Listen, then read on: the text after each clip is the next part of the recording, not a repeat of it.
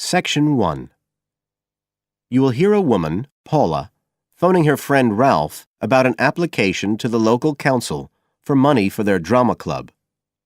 First, you have some time to look at questions 1 to 3 on page 66.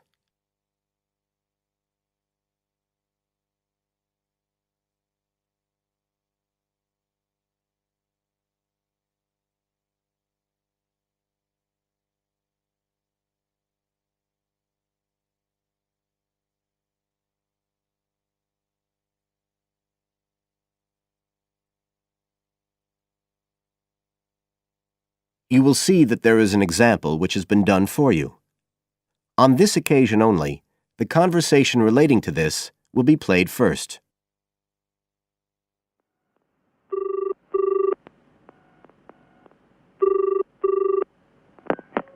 Hello? Ralph, it's Paula. Hi. You know I told you we could apply to the local council for money for our drama club? I've got the application form here, but we need to get it back to them by the end of the week. I could send it on to you. You really ought to fill it in as president of the club, but I don't know if it'll get to you in time. Well, you're the secretary, so I expect it's okay if you fill it in. Yeah, but I'd really like to check it together. Right, that's fine. Like, the first part asks for the main contact person. Can I put you there? Sure. Right, so that's Ralph Pearson. The man's name is Ralph Pearson, so Ralph Pearson has been written in the space. Now we shall begin.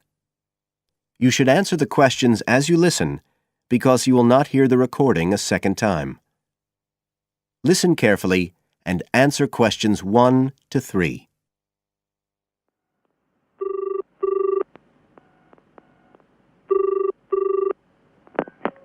Hello? Ralph, it's Paula. Hi. You know I told you we could apply to the local council for money for our drama club? I've got the application form here, but we need to get it back to them by the end of the week. I could send it on to you. You really ought to fill it in as president of the club, but I don't know if it'll get to you in time. Well, you're the secretary, so I expect it's okay if you fill it in. Yeah, but I'd really like to check it together. Right, that's fine. Like, the first part asks for the main contact person. Can I put you there? Sure. Right, so that's Ralph Pearson. Oh, and then I need your contact address. So that's 203 South Road, isn't it? No, 2:30. Oh, sorry, I always get that wrong. Then it's Drayton. Oh, do you think they need a postcode? Better put it, it's DR6 8AB. Okay. Telephone number. That's 01453 586 098, isn't it? Yes. Right. Now, in the next part of the form, I have to give information about our group. So, name of group, that's easy. We're the Community Youth Theatre Group.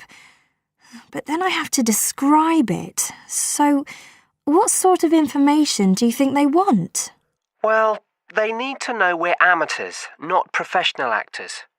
And how many members we've got. What's that at present, 20? 18. And should we put in the age range? That's 13 to 22. No, I don't think we need to. But we'd better put a bit about what we actually do. Something like members take part in drama activities. Activities and workshops? OK. Right. That's all for that section, I think. You now have some time to look at questions 4 to 10 on page 66.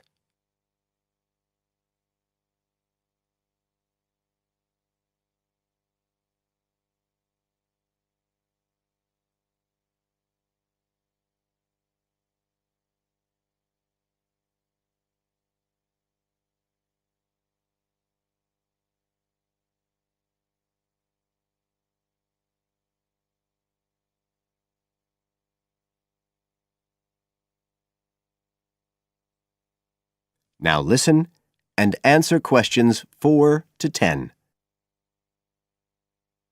Now, the next bit is about the project itself, what we're applying for funding for.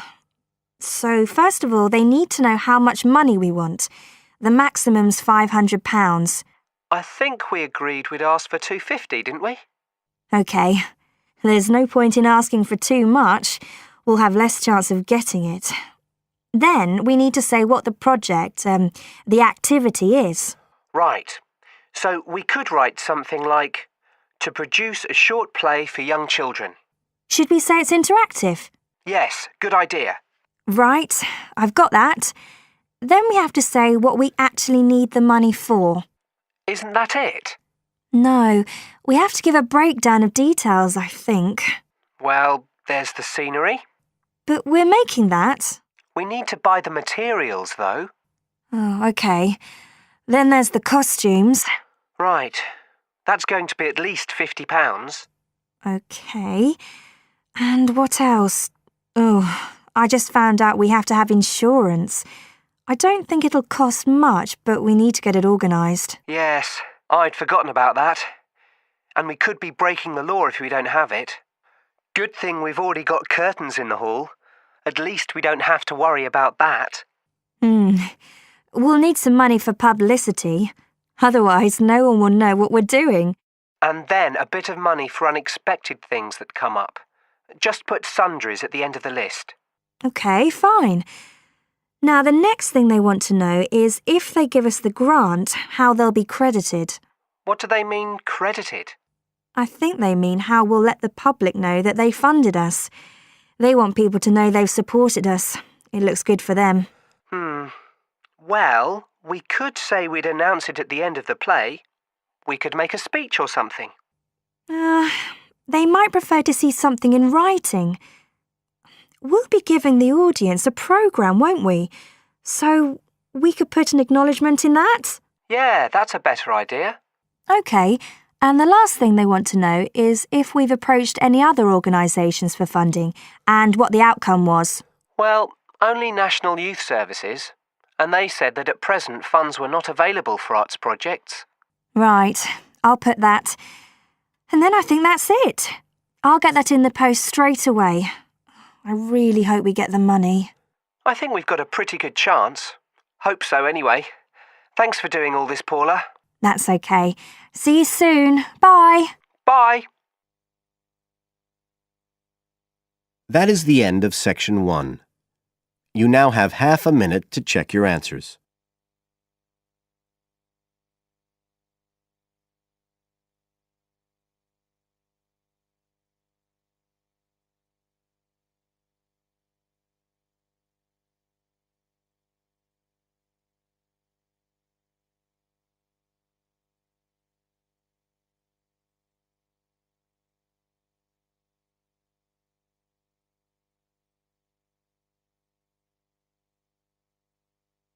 Now turn to Section 2 on page 67.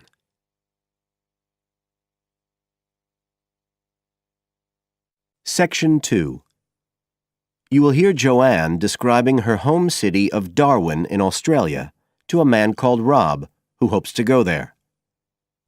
First, you have some time to look at questions 11 to 15 on page 67.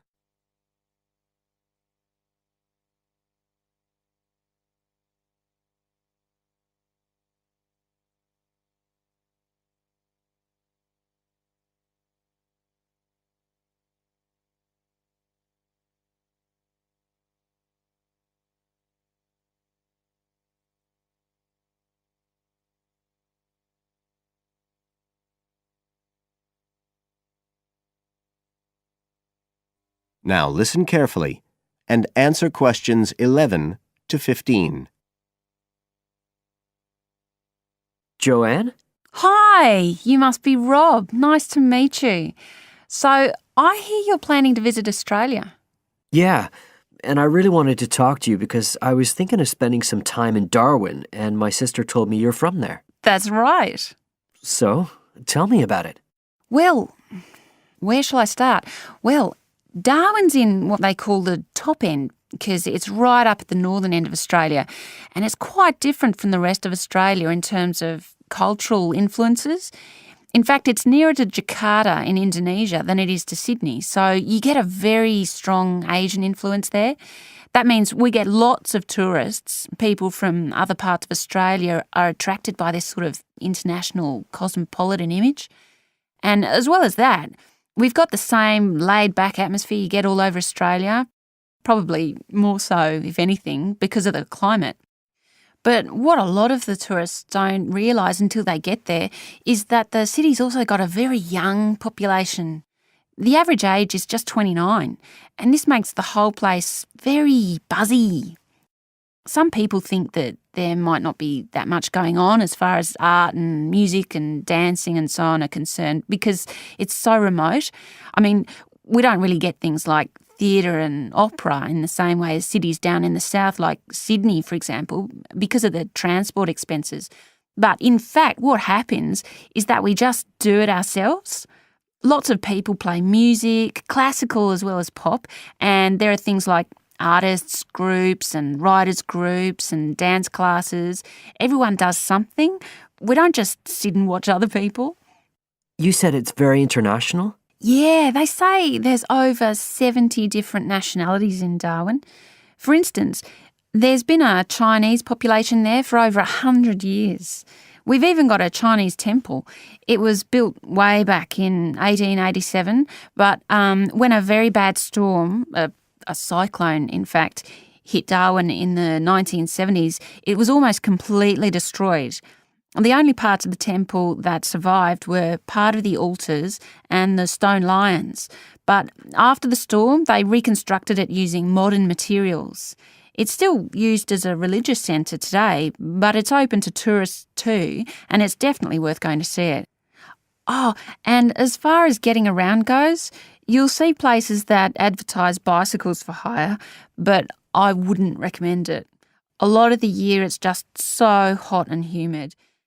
Some tourists think it'll be fine because there's not much in the way of hills and the traffic's quite light compared with some places, but believe me, you're better off with public transport. It's fine and not expensive. Or you can hire a car, but it's not really worth it. What's the swimming like? Well, there are some good beaches, but the trouble is that there's this nasty creature called the box jellyfish, and if it stings you, you're in bad trouble. So you have to be very careful most of the year, especially in the winter months. You can wear a lycra suit to cover your arms and legs, but I wouldn't like to risk it even so, personally. And there are the saltwater crocodiles too. I mean, I don't want to put you off. There are protected swimming areas netted off where you'll be safe from jellyfish and crocs, or there are the public swimming pools. They're fine, of course. You now have some time to look at questions 16 to 20 on page 68.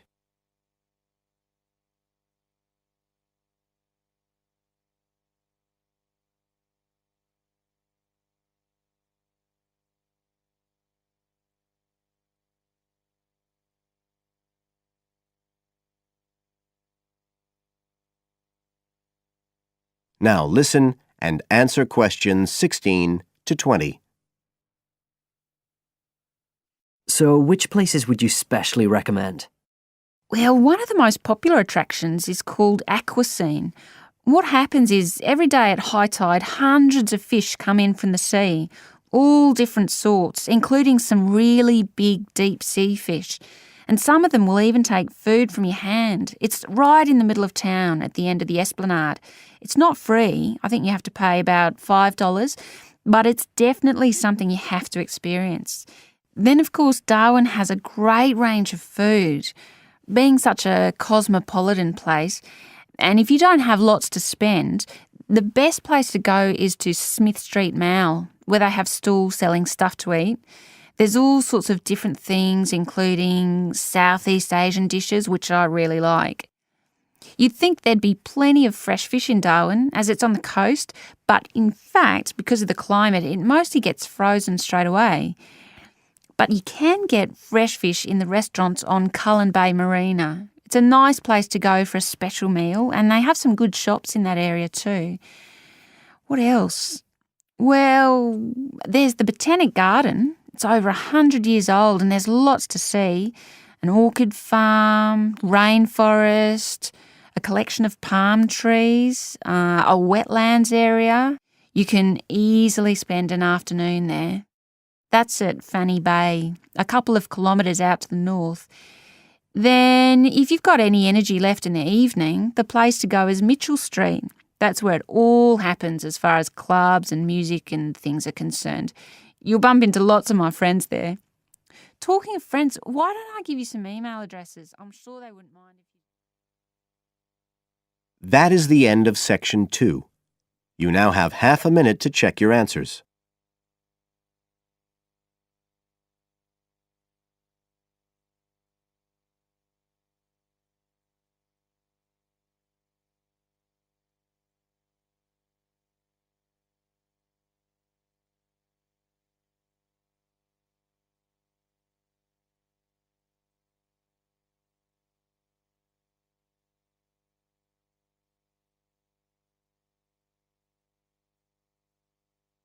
Now turn to Section 3 on page 69.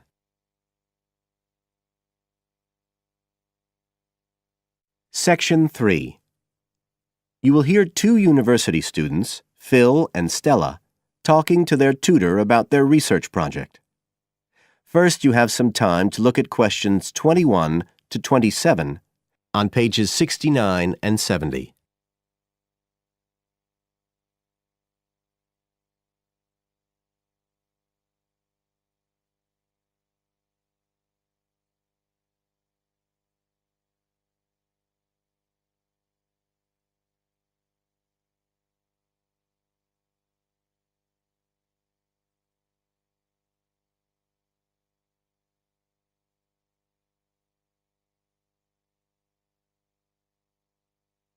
Now listen carefully and answer questions 21 to 27.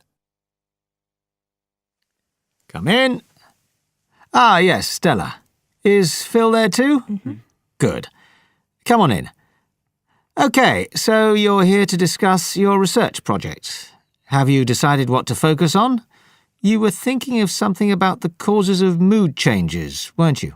Yes, but the last time we saw you, you suggested we narrowed it down to either the effects of weather or urban environment.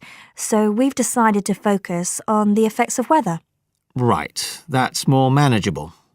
So, your goal is, Phil? To prove the hypothesis, no, to investigate the hypothesis that the weather has an effect on a person's mood. Good. And what's your thesis, Stella? Well, our thesis is that in general, when the weather's good, it has a positive effect on a person's mood, and bad weather has a negative effect. Can you define your terms here? For example, what do you mean by good and bad? OK, well, good would be sunny, warm weather, and bad would be when it's cold and cloudy or raining. And how would you define an effect on a person's mood? What would you be looking to find? An effect on the way a person feels. A change in the way they feel, like from feeling happy and optimistic to sad and depressed. Right. And what sort of weather variables will you be looking at? Oh, sunshine, temperature, cloudiness, precipitation, among others. It'll depend a bit what the weather's like when we do the survey. Fine.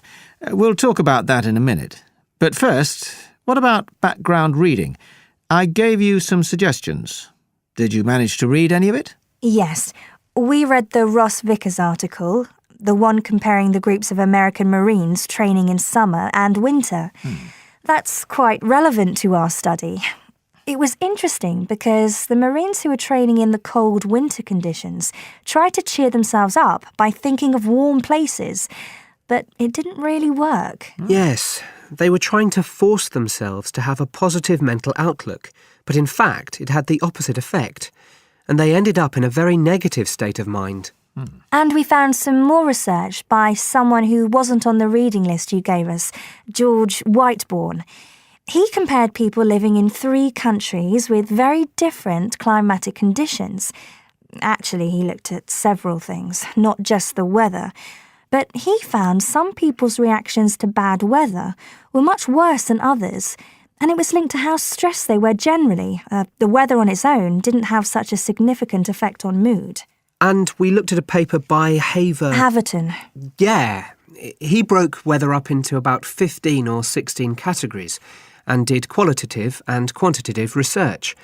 He found that humans respond to conditions in the weather with immediate responses, such as fear or amazement. But these responses can also be linked to associations from their earlier life, such as a particular happy or sad event. Did you have a look at Stanfield's work? Yes. It was interesting because the type of questions he asked was similar to what we were planning to use in our survey. Yes. He asked people how they were feeling on days with good and bad weather. He found the biggest factors seemed to be the humidity. Moods were most negative on days with a lot of rainfall. Long periods without sunshine had some effect, but nothing like as much. That could be quite a useful model for your project. Yes, we thought so too. Although we can't continue our survey for as long as he did. He did his over a 6-month period.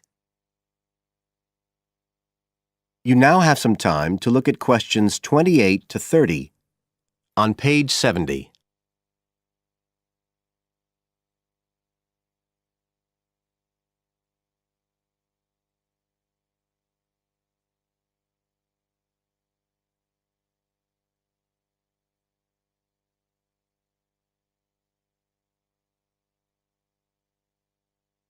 Now listen and answer questions 28 to 30.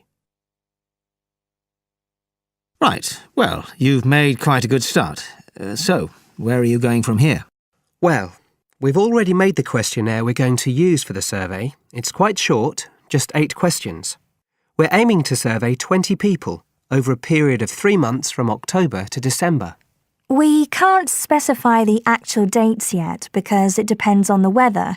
We want to do the survey on days with a range of different weather conditions. And we'll just be working on campus, so our data will only be statistically sound for the student population here. That's okay. Have you thought how you'll determine what will constitute each aspect of weather, and how many you're looking at? We decided on 4. The amount of sunshine, cloudiness, temperature and precipitation. We thought we might use the internet to get data on weather conditions on the days we do the survey, but we haven't found the information we need, so we might have to measure it ourselves. We'll see. Then we've got to analyse the results, and we'll do that using a spreadsheet, giving numeric values to answers. And then, of course, we have to present our findings to the class, and we want to make it quite an interactive session. We want to involve the class in some way in the presentation, maybe by trying to create different climatic conditions in the classroom, but we're still thinking about it. I see. Well, that sounds as if you're on the right lines. Now, what I'd suggest that you think about, in addition to the work you... That is the end of section 3. You now have half a minute to check your answers.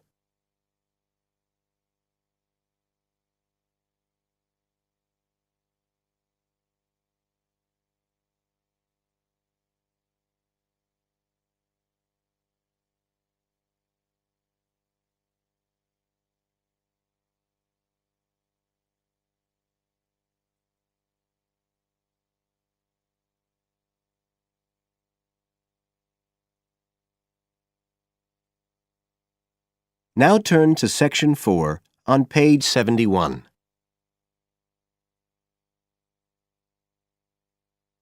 Section 4. You will hear a lecturer in education talking about some experiments done in the USA to investigate the effects of reducing class sizes. First, you have some time to look at questions 31 to 40 on pages 71 and 72.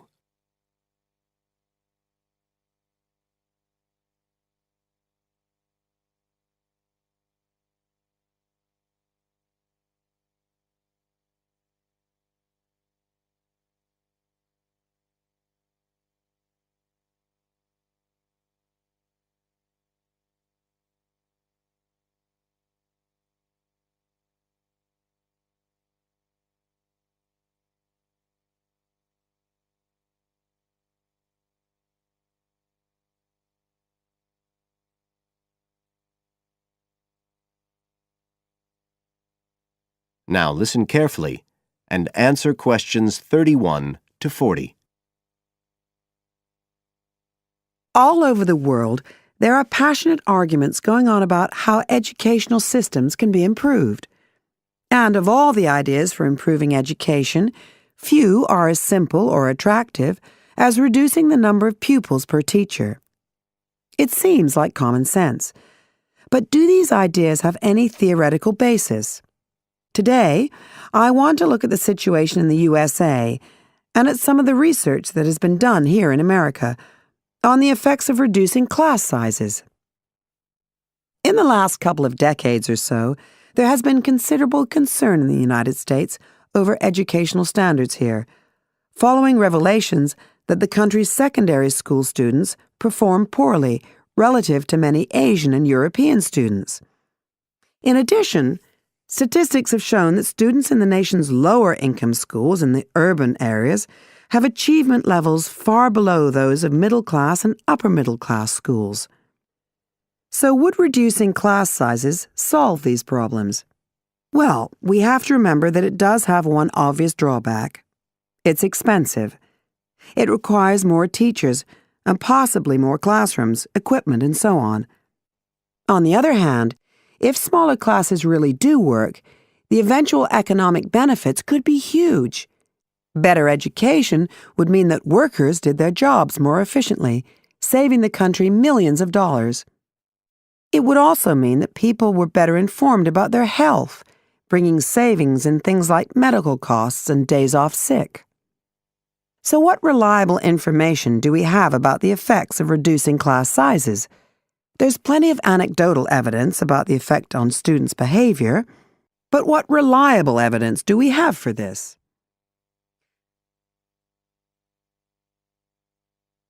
Let's have a look at 3 research projects that have been carried out in the USA in the last couple of decades or so. The first study I'm going to look at took place in the state of Tennessee in the late 1980s. It involved some 70 schools. In its first year, about 6,400 students were involved, and by the end of the study, 4 years later, the total number involved had grown to 12,000. What happened was that students entering kindergarten were randomly assigned to either small classes of 13 to 17 students or regular-sized classes of 22 to 26. The students remained in whatever category they had been assigned to through the 3rd grade, and then, after that, they joined a regular classroom.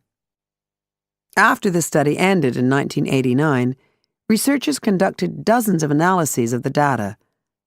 Researchers agree that there was significant benefit for students in attending smaller classes, and it also appears that the beneficial effect was stronger for minority students.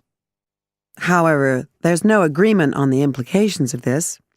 We still don't know the answer to questions like how long students have to be in smaller classes to get a benefit, and how big that benefit is, for example. The second project was much larger and took place in California. Like the Tennessee study, it focused on students from kindergarten through to grade 3, but in this case, all schools throughout the state were involved. The experiment is still continuing, but results have been very inconclusive, with very little improvement noted. And the project has, in fact, also had several negative aspects. It meant an increased demand for teachers in almost all California districts. So the better-paying districts got a lot of the best teachers, including a fair number that moved over from the poorer districts. And there were a lot of other problems with the project. For example, there weren't any effective procedures for evaluation. All in all, this project stands as a model of what not to do in a major research project. A third initiative took place in the state of Wisconsin at around the same time as the California project began, and it's interesting to compare the two. The Wisconsin project was small. Class sizes were reduced in just 14 schools, but it was noteworthy because it targeted schools at which a significant proportion of the students were from poor families, compared with California's one-size-fits-all approach. Analysts have found that the results are very similar to the Tennessee project, with students making gains that are statistically significant and that are considerably larger than those calculated for the California initiative. Now, I'd like to apply some of these ideas to the latest